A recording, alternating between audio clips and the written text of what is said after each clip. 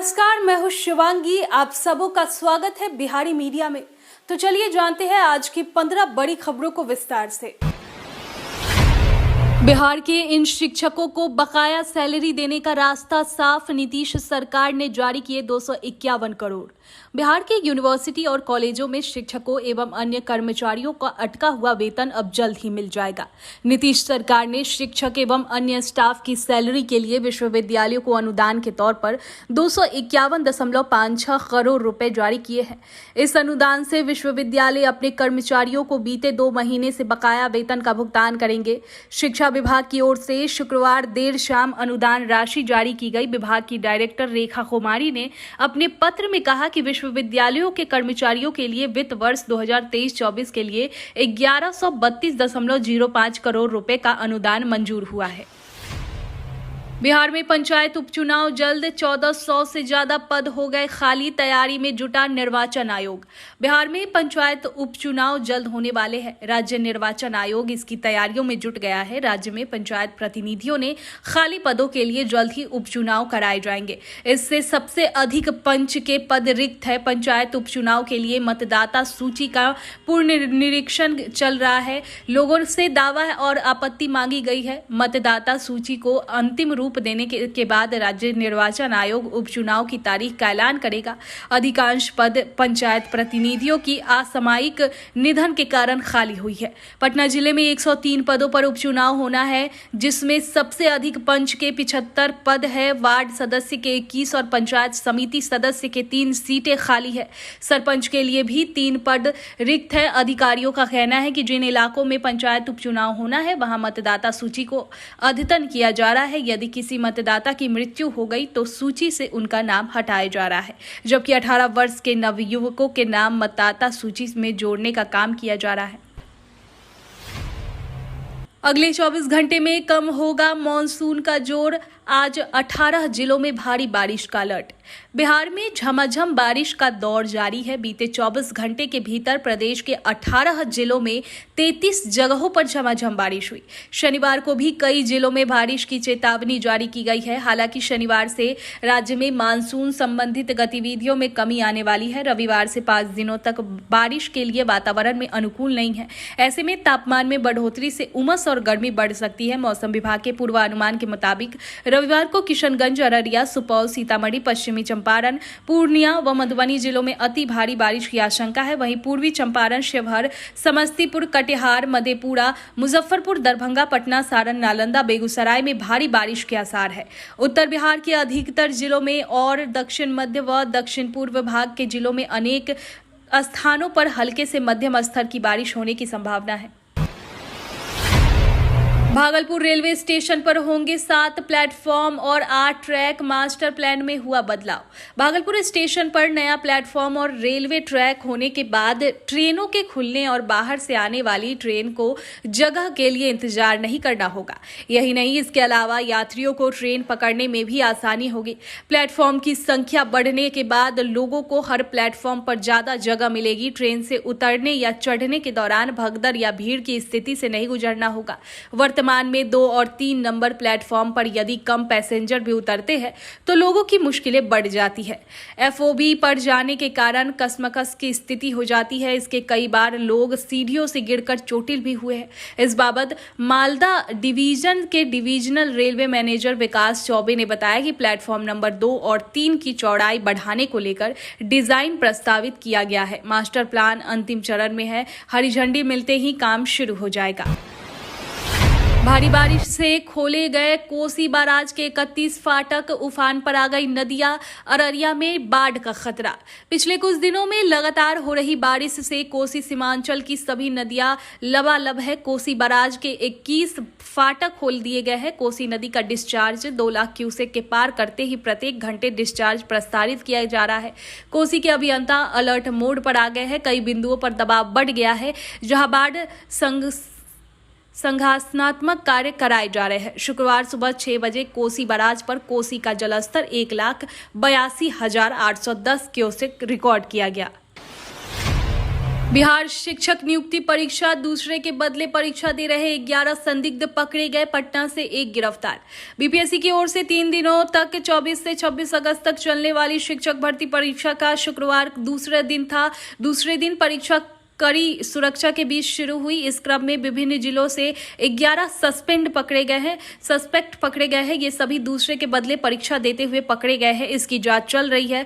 BPSC के सचिव रवि भूषण ने कहा कि विभिन्न जिलों में पकड़े गए 11 सस्पेक्ट पर संबंधित जिला पदाधिकारी कार्रवाई कर रहे हैं।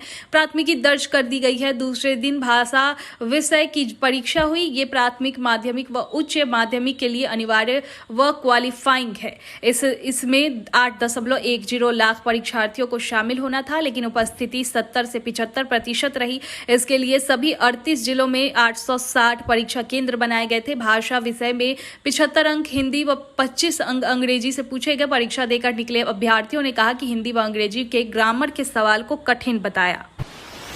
नीतीश कुमार का नया फरमान, सोशल मीडिया पर एक्टिव रहे सभी विभाग, जिला प्रशासन को भी मिला फॉलोवर्स बढ़ाने का निर्देश। बिहार सरकार ने अपने विभाग और जिला प्रशासन को सोशल मीडिया पर एक्टिव रहने का नया फरमान जारी किया है।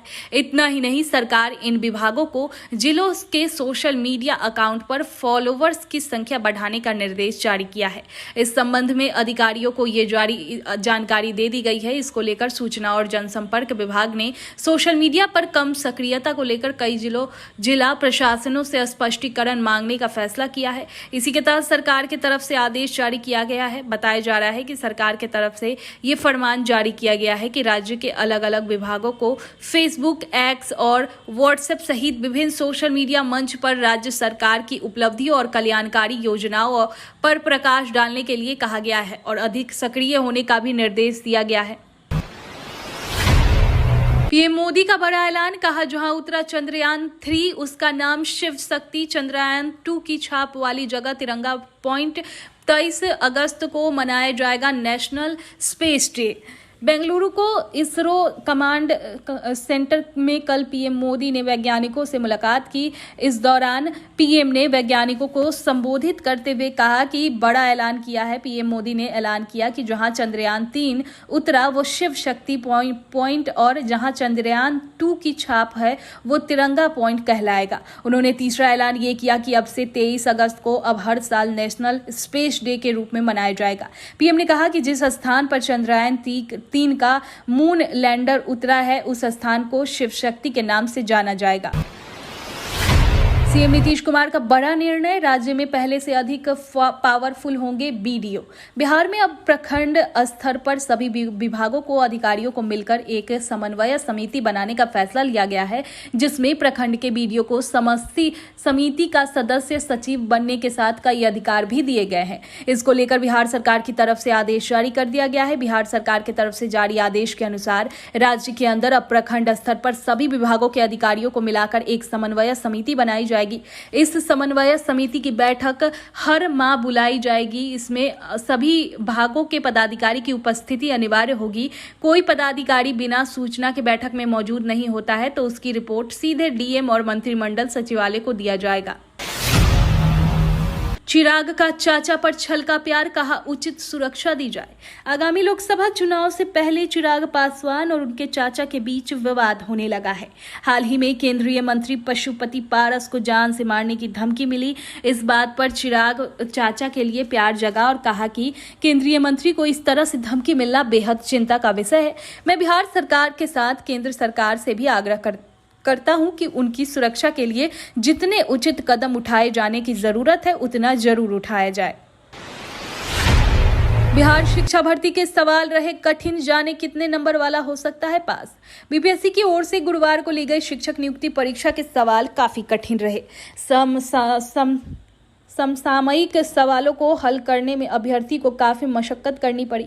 अभ्यर्थियों के मुताबिक पहली पाली के मुकाबले दूसरी पाली के प्रश्न थोड़े आसान जरूर रहे। पटना के 38 केंद्रों पर 50,000 अभ्यर्थियों ने परीक्षा दी। छात्रों ने बताया कि एनसीईआरटी की 9वीं से 10वीं कक्षा से प्रश्न पूछे गए थे। वहीं कुछ प्रश्न तो 11वीं और 12वीं स्तर के पूछे गए।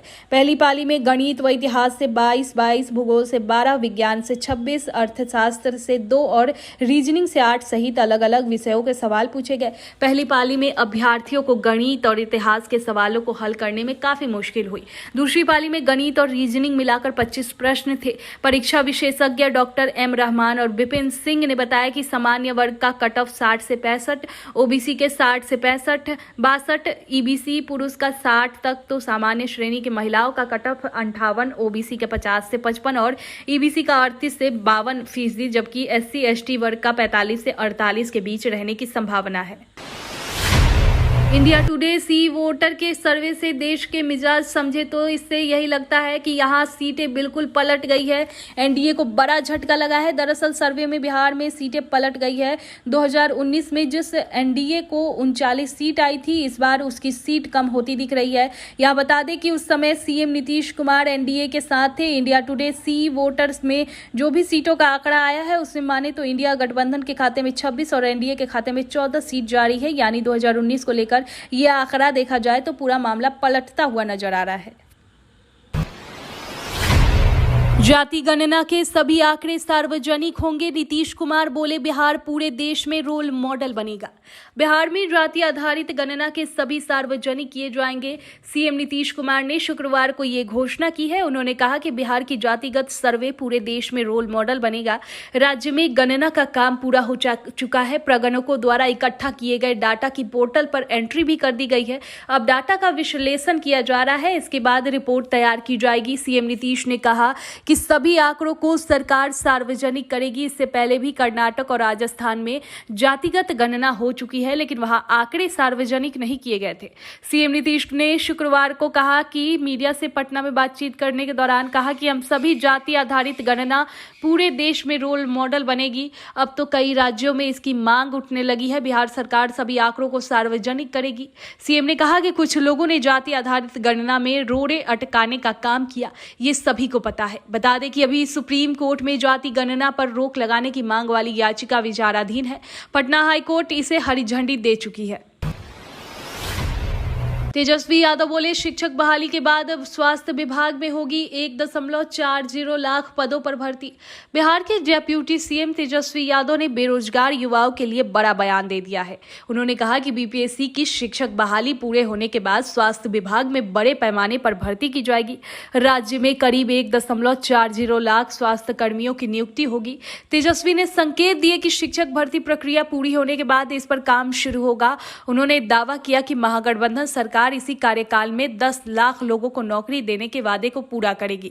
डिप्टी सीएम तेजस्वी यादव गुरुवार रात को दिल्ली से पटना लौटे। इस दौरान मीडिया से बातचीत में उन्होंने विपक्ष पर जमकर निशाना साधा। तेजस्वी ने बीजेपी के उन आरोपों का पलटवार किया जिसमें कहा गया कि बिहार में कुछ भी काम नहीं हो रहा है।